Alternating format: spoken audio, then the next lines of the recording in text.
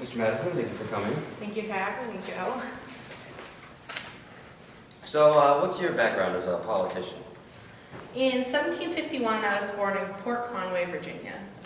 I've accomplished many things in my lifetime. In 1775, I served on the Orange Country Committee of Safety, later contracting illnesses, and it was the unfortunate preclusion of any further military services.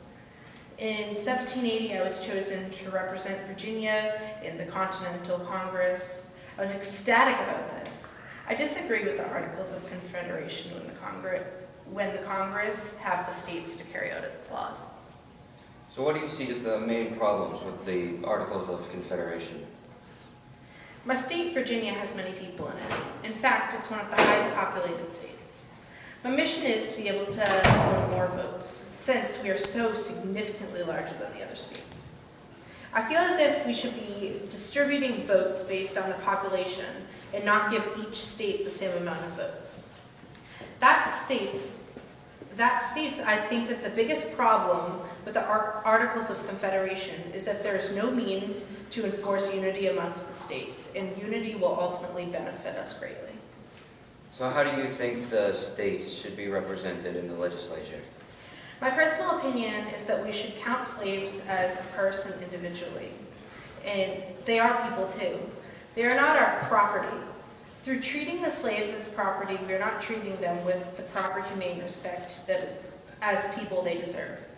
No matter the social ranking, slaves should be able to vote. Although they are treated below us, they should have the right to their opinion and most definitely be counted for it. So you think that slaves should be counted in determining representation in the national legislature? Yes. So what do you think should be done about the slave trade? If you knew me as a person, you'd know that I frequently speak against slavery. My opinion is that we should stop slavery. And if that is not possible, the least we can do is stop abusing them and overusing them. It's really quite a simple concept, to treat them as human beings. I feel troubled by slavery, but not enough to become a reformer. I feel as if I'm right in the middle of not being pro-slavery, but also not being too interested to stop it. We should depend as little as possible on slave labor and learn to do things ourselves, productively sustaining life by ourselves. My opinion is that it is not right to torture and abuse other people just because of the color of their skin.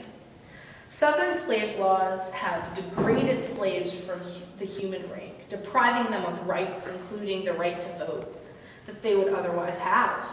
The Southern slave laws are inhumane and need to stop. So looking at the national and state government, how do you think power should be divided between the two? My opinion is I think it's very important for the government to have more power than the state government, so then they can protect states as a strong whole unit. A stronger government helps everyone overall, especially with the European trade. Also, I believe that the states should give the government more authority, truly the power they deserve. I would like for the state government and the federal government to not fight about power, but work together so that they can have peace as a whole. They should have the mutual authority to check power of others. The state governments would be protected from the federal government, taking away their powers. It would be a mutual respect. Even in the case that the central government was given much more powers, the state governments would retain a large portion of their ability to self-rule as a productive society. I feel as if the state government together will always overpower the central government as a whole. Thanks again for coming.